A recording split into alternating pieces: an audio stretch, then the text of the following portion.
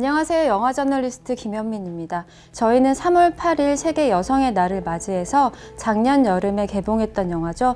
영화 경아의 딸 속 디지털 성폭력 생존자들의 이야기, 그리고 지금 한국 사회를 살아가는 다양한 세대별 여성들의 이야기를 나누기 위해 이 자리에 모였습니다. 자, 제 곁에 계신 두 분 직접 자기소개 부탁드릴게요. 감독님부터 하시겠어요? 네. 안녕하세요. 저는 경아의 딸을 연출한 김정은입니다. 반갑습니다. 네, 안녕하세요. 저는 국제엠네스티 한국지부에서 활동하고 있는 양은선입니다. 엠네스티가 이렇게 경아의 딸 리뷰 콘텐츠를 제작하게 되신 그 배경에 대해서 좀 들어보고 싶거든요. 네, 저희 국제엠네스티에서는 모두 아시겠지만 2020년에 많이 불거졌었던 그 N번방 사건 이후로 한국에서 디지털 성폭력 문제의 심각성에 대해서 좀 조사를 진행하게 되었어요. 그래서 한 2년여가의 조사를 끝에 저희가 지난해 12월 관련된 그 보도자료와 캠페인을 시작하게 됐는데, 이 경아의 딸이라는 영화를 딱 만났을 때 디지털 성폭력 피해자들이 겪는 굉장히 입체적이면서도 현실적인 어려움들을 그 어떤 인권 침해적이지 않은 방식으로 잘 묘사해 주셔서 우리 캠페인 시작하면 감독님한테 연락드려야겠다라고 굉장히 결심하고 있었고, 그래서 연말에 감독님께 연락을 드리게 됐습니다. 감독님은 이런 취지로 이제 섭외를 받으셨을 때 내 영화가 이런 식으로도 읽힐 수 있구나, 혹은 사회에 도움이 될 수 있구나, 이런 생각을 하셨을 것 같은데, 이 영화를 만드셨을 때 의도와 함께 이번 섭외에 응하신 계기에 대해서도 좀 들어보고 싶어요. 원래는 이 영화가 2018년도 말에 기획을 한 영화인데, 어떤 정치적인 그런 사회적인 메시지를 뭔가 전달하겠다, 그런 이슈로 만든 영화는 아니거든요. 그래도 이제 말씀해 주셨을 때 이게 디지털 성범죄의 심각성이나 유해성, 이런 것들을 좀 보다 많은 분들한테 쉽게 이해할 수 있는 그런 쓰임이 될 것 같아서, 의미가 있을 것 같아서 같이 하게 됐습니다. 제가 생각할 때도 경아의 딸이 의미가 있었던 이유는 그 사건 그 자체에 주목하는 영화는 많았지만, 지금껏 사건 그 이후의 삶을 생생하게 그린 영화는 별로 없었던 것 같아요. 영화 제목이 경아의 딸인 이유도 감독님의 말씀처럼 또 엄마와 주인공, 그리고 세대 간의 문제로 확장될 수 있다는 점이 의미 있다고 생각을 했습니다. 그럼 본격적으로 이야기를 한번 나눠보도록 합시다. 네. 나도 엄마밖에 없어. 감독님의 언어로 이 영화의 시놉시스를 잠깐 들어볼 수 있을까요? 기본적으로 모녀 얘기고요. 그 고등학교 교사로 일하는 연수랑 또 요양보호사로 일하는 경아, 이 두 모녀가 나오는데, 어느 날 이제 경아가 딸의 이제 성관계 영상을 담긴 그런 메시지를 받게 되면서 모녀가 이제 갈등을 하게 되는 그런 스토리입니다. 이 영화에는 다양한 여성들이 나오지만 무엇보다도 주인공인 연수 얘기부터 해보면 좋을 것 같은데, 연수라는 캐릭터를 만드실 때 그 생존자, 피해 생존자로서 어떻게 접근하려고 하셨는지 굉장히 까다로우셨을 것 같아요. 어떤 과정들이 있었나요? 그러니까 처음 시나리오에서는 저도 연수가 약간 좀 이런 피해를 이제 겪은 당사자이니까 굉장히 좀 고통스러워하는 그 고통을 그리는데 어떻게 보면 좀 집중을 했던 것 같아요. 이게 너무 피해자를 어떤 피해자 프레임에 갇혀서 되게 피상적으로 캐릭터를 그리고 있는 거 아닌가라는 생각이 들었고, 피해자분들을 돕는 단체 활동가분한테 자문을 구했어요. 근데 그분이 말씀하시기로는 어쨌든 피해자이기 전에는 그냥 우리와 똑같은 일상을 살아왔던 사람이기 때문에 이런 일을 겪었을 때 반응하는 것과 대처하는 거 다 다를 수 있잖아요, 사람마다. 고통스러운 순간도 있지만 또 그 반대로 그걸 이겨내고 또 일상을 살아가는 그런 모습도 같이 좀 그려보면 이제 좋을 것 같다는 생각이 들어서 균형을 잡으려고 했던 것 같아요. 네. 물론 영화 후반부에 약간 느슨한 조력자들이 나타나긴 하지만 연수가 혼자 헤쳐나가고 있기 때문에 더 담대하게 보이는 부분도 있었던 것 같은데, 감독님이 이렇게 이 세계를 구성하신 이유가 조금 더 현실적인 이유에서였는지 그게 듣고 싶어요.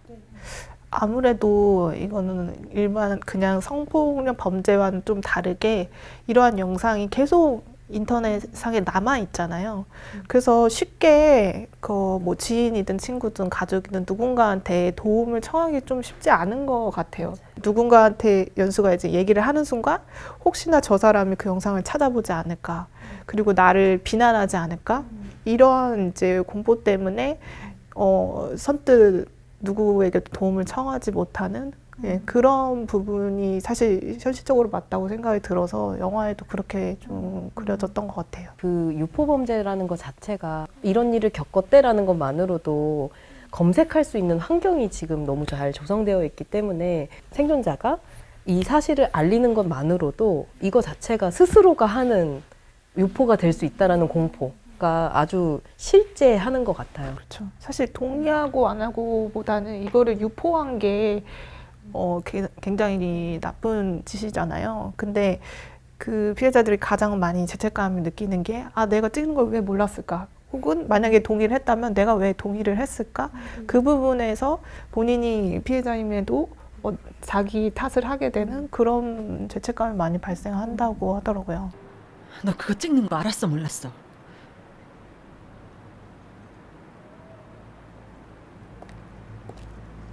박연수 대답해. 경아의 딸이잖아요, 제목이.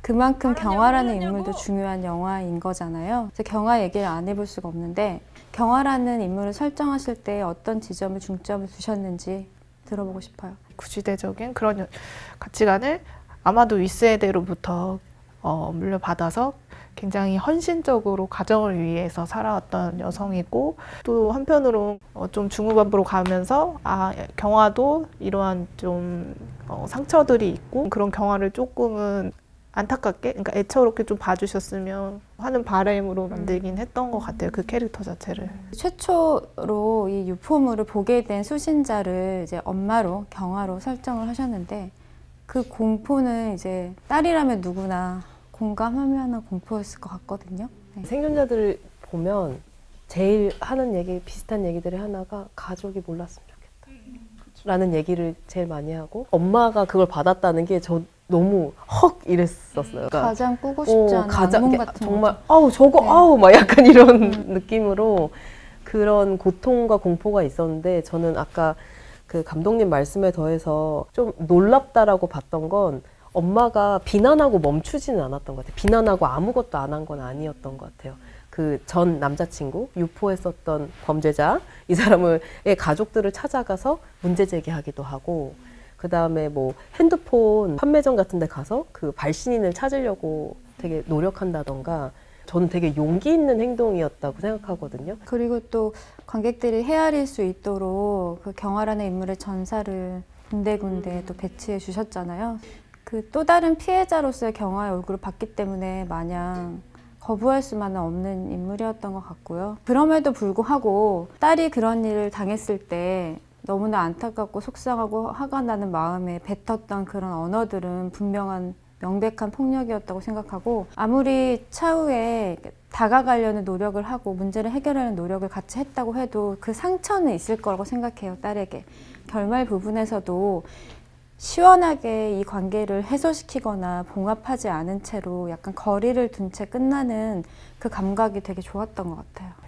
어쨌든 연수는 어떻게 보면 평생 이제 안고 갈 어떤 상처를 받았고, 단기간에 그게 회복될 수 있는 부분이 아니기 때문에 영화 이제 결말에 가서 쉽게 이렇게 봉합을 하고 짓고 싶지 않았던 것 같아요. 나중에는 언젠가는 진정으로 화해할 수 있는 날이 올지 모르겠지만, 지금 당장에는 어떻게 보면 각자의 성장이 좀 저는 더 중요했고, 그게 첫 걸음이라고 생각을 했던 것 같아요. 안녕하세요. 안녕. 이름이 강하나? 네. 쌤, 그 화면 공유 안 되셨나요? 경아가 딸에게 조금 한 발 다가간 것처럼 연수도 용기를 내서 또 하나라는 이 다음 세대 인물에게 다가가는 선택을 하잖아요. 이 지점이 되게 뭉클하고 영화가 단선적이지 않고 또 풍부해지는 느낌을 받았거든요. 그래서 하나라는 인물을 넣고자 했던 이 영화 속에 그 이유도 좀 들어보고 싶어요. 말씀하신 것처럼 이 영화가 디지털 성범죄라는 큰 범위로 보면 그런 카테고리의 이야기를 다루고 있지만 사실은 생각해보면 좀 세대 간의 이야기를 하고 싶었던 것 같아요.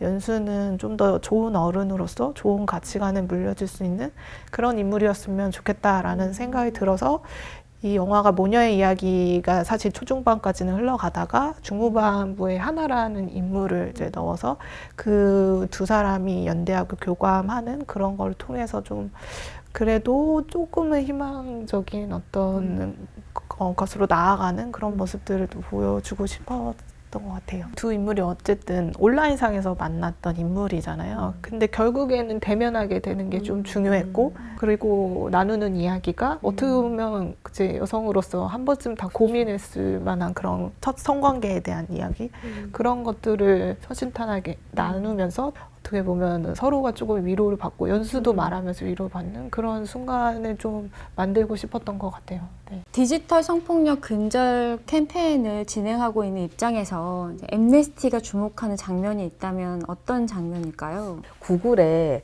그 연수가 자신의 이름과 작연수, 동영상이라고 딱 치고 서치를 누르지는 못하거든요. 차마 누르지는 못하죠. 왜냐하면 그 결과를 보는 순간 많이 무너질 가능성이 있잖아요. 저희가 만난 그 생존자들이 그 얘기를 많이 하셨어요. 저희의 검색은 구글에서 시작된다. 그 구글이라고 하는 뭐 전 세계에서 가장 큰 서치 엔진을 통해서 자신의 PM으로 검색해야 그 PM으로 신고할 수 있는 곳으로 도달하는 되게 아이러니한 상황들에 있기 때문에 저희는 이 장면이 굉장히 여기 잘 녹아있다. 이 조사 과정에 있어서 모든 피해자들이 이 검색하고 있는 가장 많은 정보가 이곳에 모여져 있는데 빠르게 조치되지가 않고 있는 상황들에 대해서 문제 제기를 많이 하셨어요. 그래서 저희가 그렇다라고 하면 피해 회복을 하는데 가장 빠르게 조치하거나 변화가 있다면 생존자들에게 가장 많은 도움을 줄 수 있는 곳이 어딜까라고 했을 때